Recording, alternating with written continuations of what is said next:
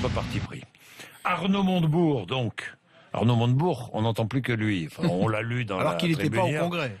Il n'était pas au Congrès, il est encore membre du PS, non, Arnaud je crois Montebourg? que oui. Oui, toujours, oui. Soi-disant, il est sorti de la politique. Ça me fait tous mon sourire, hein, ça. Bien, la meilleure solution pour le PS, dites-vous, c'est une primaire Valls-Montebourg. Mais vous êtes sérieux ou pas? Vous savez, ce qui serait pas très sérieux, ce serait que le PS maintienne tous ses faux consensus pour masquer ses vrais désaccords. Ce serait que le PS continue à soutenir un président très impopulaire et qui en plus n'a pas beaucoup de résultats. Alors, Arnaud Montebourg, au fond, il a bien fait de faire exploser toutes ces hypocrisies. Maintenant que les frondeurs ont échoué et que Martine Aubry s'est couchée, il est le seul au PS à incarner une ligne alternative à la politique gouvernementale. En face de lui, Manuel Valls est celui qui apparaît capable de faire gagner le PS en 2017, bien plus que François Hollande. Tous les sondages le disent. Donc comme Valls et Montebourg sont les deux socialistes les plus charismatiques et les plus talentueux, et que de toute évidence, ils vont finir un jour ou l'autre par s'affronter, autant que ce soit le plus tôt possible, c'est-à-dire dès la primaire de 2016. Pour ça, il faut qu'il y ait une primaire en 2016. Mais vous avez compris que François Hollande et Nicolas Sarkozy font tout pour se retrouver face à face, pour priver les Français d'un vrai débat. Bien sûr, mais évidemment, ils font tout pour, mais ils ne sont pas les seuls à décider, Jean-Jacques. Oui, mais il y a un accord tacite, évidemment. Évidemment, tout montre que Manuel Valls a choisi de se ranger derrière François Hollande. Il l'a d'ailleurs fait longuement applaudir. Le faisant applaudir. Faisant applaudir François Hollande pendant son discours samedi à Poitiers. Qu'est-ce qui pourrait changer cet ordre des choses? Mais vous savez, c'est tout le problème du PS. Le PS passe son temps à dénoncer l'ultra-présidentialisme quand il est dans l'opposition, et il devient pratiquement monarchiste aussitôt qu'un socialiste est à l'Élysée. On avait déjà vu ça sous Mitterrand, et ça recommence sous François Hollande. Manuel Valls l'a très bien dit hier pour répliquer à Arnaud Montebourg. Il a dit « Nous avons fait le choix de l'exercice du pouvoir ». C'est exactement ce qu'il pense. Manuel Valls pense qu'il vaut mieux exercer le pouvoir que appliquer ses idées.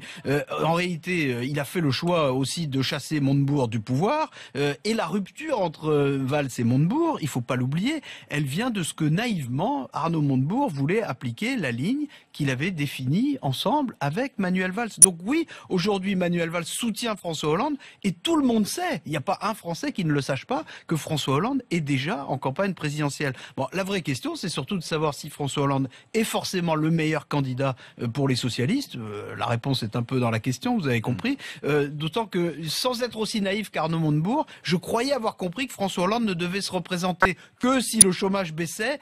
Je n'ai pas vu s'inverser la courbe du chômage, et j'ai pas vu s'inverser la cote de confiance de François Hollande non plus. Oui, naïf, Arnaud Montebourg, j'en suis pas certain. Il réclame l'arrêt de la réduction forcée des déficits et une politique européenne de baisse des impôts. Mais ça vous paraît réaliste, ça? Pas tellement. Il faut être clair, pas tellement. La critique est évidemment beaucoup plus facile que l'action, ça c'est un fait. Et Arnaud Montebourg n'est plus ministre, mais il a quand même gardé le ministère de la parole. Bon, à part ça, il a voulu faire un coup médiatique et un coup politique. Et le paradoxe, c'est que d'habitude, c'est Manuel Valls, le champion de la com et des grands mots. Cela dit, ce que propose Arnaud Montebourg a au moins autant de sens qu'une politique qui a fait 900 000 chômeurs de plus depuis 2012 et qui a fait perdre toutes les élections à la gauche depuis 2012. Alors, c'est vrai qu'il ne détaille pas beaucoup son projet dans ce texte au journal du dimanche. C'est le moins qu'on puisse dire. Raison de plus pour en débattre dans une primaire. Et croyez-moi, il n'y en a pas plus de détails dans les 42 pages de la motion de Jean-Christophe Cambadélis, ni d'ailleurs dans le texte qu'il a prononcé hier au Congrès qui s'appelait « Adresse au peuple de France ». Pour ce qui est des solutions, c'était plutôt inconnu dans cette adresse. Oui, moi je me souviens quand François Hollande était venu ici, le 6 mai 2014, il avait avoué qu'il n'avait pas été élu sur son programme. Bien sûr. Mais sur le rejet de Nicolas Sarkozy. C'est suffisant, dites-moi, le rejet de Nicolas Sarkozy? Vous savez, ça a été suffisant en effet pour gagner en 2012. Et comme vous l'avez très bien rappelé, même les plus fidèles de François Hollande ne soutiennent pas que c'est sur son projet politique que François Hollande a été élu. Et d'ailleurs, il a changé de projet politique depuis.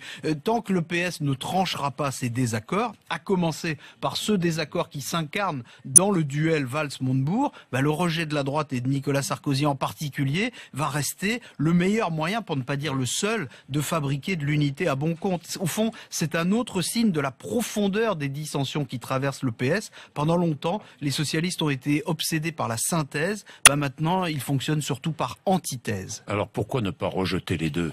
Les Français ne veulent pas de ce face-à-face. Ils n'en veulent pas. D'où l'utilité d'une primaire Valls-Montebourg. D'une primaire à droite, à gauche, partout, quoi. Partout, ils n'en veulent pas.